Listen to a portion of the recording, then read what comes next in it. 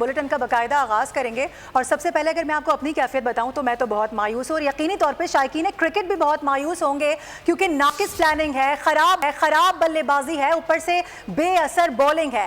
Home advantage का फ़ायदा भी नहीं उठाती है हमारी team. Pakistan cricket team Bangladesh के खिलाफ टेस्ट सीरीज़ में पहली बार शिकस्त के करीब है। दूसरे टेस्ट के आखिरी रोज़ बांग्लादेश को तारीखी फतह के लिए सिर्फ और सिर्फ 63 रन दरकार हैं, जबकि उसकी 8 विकेटें अभी बाकी हैं। लग ही रहा है रमशा कि ये बड़ा आसान हदफ होगा बांग्लादेश के लिए। सही बात है और मुमकिन तौर पर यह भी कहा जा रहा है कि वाइट वॉश का सामना करना पड़ेगा, अपने ही मुल्क में हजीमत का सामना करना पड़ेगा। 185 रन के हदफ के ताक़ुब में मेहमान टीम ने खाने के वक्फे तक 2 विकेटों पर 122 रन बना लिए हैं।